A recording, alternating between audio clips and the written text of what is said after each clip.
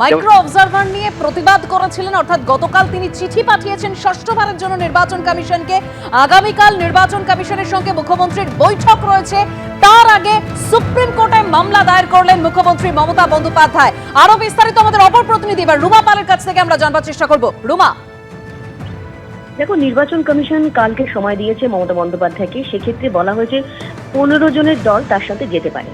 অন্যদিকে জানিয়ে রাখি যে কয়েকদিন আগে কিন্তু ঘনিষ্ঠ মহলে মমতা বন্দ্যোপাধ্যায় বলেছিলেন যে এতজন লোক মারা যাচ্ছেন, তিনি চুপ করে বসে থাকতে পারেন না, তিনি দিল্লিতে যাবেন। অর্থাৎ বুঝতে পারছো, যারা কিন্তু ভিকটিম হয়েছেন, অর্থাৎ বিএলওদের বারবার মৃত্যুর খবর এসেছে এবং সেক্ষেত্রে এই এসআইআর কে প্রক্রিয়াকে কেন্দ্র করে কিন্তু একাধিক বিভিন্ন জায়গায় অভিযোগ এসেছে।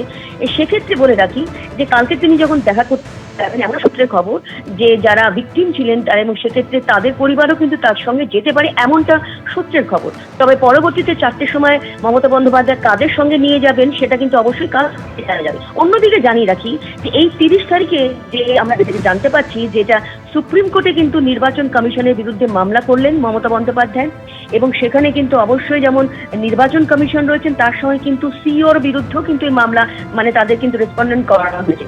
অর্থাৎ বোঝা যাচ্ছে যে এসআইআর নিয়ে কিন্তু কোনোভাবেই তিনি চুপ থাকতে চান না। যেমন নির্বাচন কমিশন অর্থাৎ জ্ঞানেশ কুমারকে একের পর এক তিনি চিঠি লিখছেন, অন্যদিকে কালকে দেখা করবেন, অন্যদিকে কিন্তু একেবারে কিন্তু কোর্টে তিনি গেলেন, এবং সেক্ষেত্রে নির্বাচন কমিশনের সঙ্গে সঙ্গে সিওর বিরুদ্ধেও কিন্তু তিনি কোর্টে গেলেন। একাধিকবার তিনি অভিযোগ করেছেন, সিওর বিরুদ্ধে অভিযোগ করেছেন, নির্বাচন কমিশনের জ্ঞানেশ কুমারের বিরুদ্ধে অভিযোগ করেছেন, এবং বারবারই তার প্রশ্ন ছিল যে এতজন মানুষ মারা যাচ্ছেন, অন্যদিকে লজিক্যাল ডিসক্রিপেন্সির নামে হয়রানির শিকার হতে হচ্ছে বহু মানুষকে। এবং সেক্ষেত্রে জানিয়ে রাখি, দেখো 7ই ফেব্রুয়ারি কিন্তু এখনো পর্যন্ত শুনানির শেষ দিনই কিন্তু ধার্য করা হয়েছে। অন্যদিকে জানিয়ে রাখি, দক্ষিণ কলকাতা মমতা বন্দ্যোপাধ্যায়ের যে ভবানীপুর এলাকা, সেখানেও কিন্তু প্রায় শুনানি শেষের পথে, বলা যেতে পারে একেবারে কমিশন সূত্রে খবর শেষই হয়ে গেছে। সেক্ষেত্রে ধরে দেখো যে এই ঠিক শেষের আগে কিন্তু দেখা যাচ্ছে নির্বাচন কমিশনের বিরুদ্ধে কিন্তু আবার সুপ্রিম কোর্টে মামলা হলো, এবং নির্বাচন কমিশনের সঙ্গে যখন কালকে দেখা করবেন মমতা বন্দ্যোপাধ্যায়, তখন তিনি কি বলেন, এবং অবশ্যই যারা ভিকটিম হয়েছেন, সেক্ষেত্রে যারা পরিবাররা যারা ক্ষতিগ্রস্ত হয়েছেন তাদের পরিবারও তার সঙ্গে যাবেন, এমনটাই কিন্তু জানা যাচ্ছে। সেক্ষেত্রে অবশ্যই নির্বাচন কমিশনের সামনে তিনি কি তার বক্তব্য রাখেন সেটা সব থেকে বড় প্রশ্ন। তবে এটা ঠিক, নির্বাচন কমিশনের বিরুদ্ধে কিন্তু আবারও একটি মামলা হলো, এবং সেই মামলা করলেন মমতা বন্দ্যোপাধ্যায়। এখন শ্রমিক ভট্টাচার্য এড়িয়ে কি বলেছেন শোনাবো। দেখুন, আদালতে যাওয়ার অধিকার প্রত্যেক ভারতবাসীর আছে। এই অধিকার ভারতের সংবিধান তাকে দিয়েছে। আমরাও কিন্তু গেছি মহামান্য আদালতের দরজায়, মমতা বন্দ্যোপাধ্যায় যাচ্ছেন। এবার পুরো বিষয়টাই যদি বিচার ব্যবস্থার প্রতি আস্থা থাকে তাদের উপর ছেড়ে দেওয়া ভালো।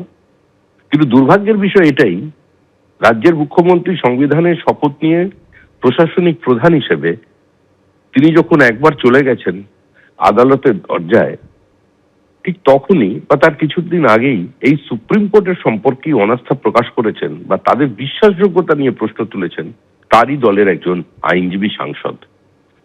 পশ্চিমবঙ্গের মানুষ পুরো বিষয়টি দেখেছে। আর আদালতের জন্য মানুষ জন্মায়নি, আদালতের জন্ম হয়েছে মানুষের জন্য। জনতার আদালত, সেই গণদেবতার আদালতে মমতা বন্দ্যোপাধ্যায় এবং তার দলের বিচার হয়ে গেছে। তৃণমূল কংগ্রেসের বিদায় আসন্ন, যেটা আছে সেটা জীবন্ত জীবাশ্ম। এবিপি আনন্দ, এগিয়ে থাকে, এগিয়ে রাখে।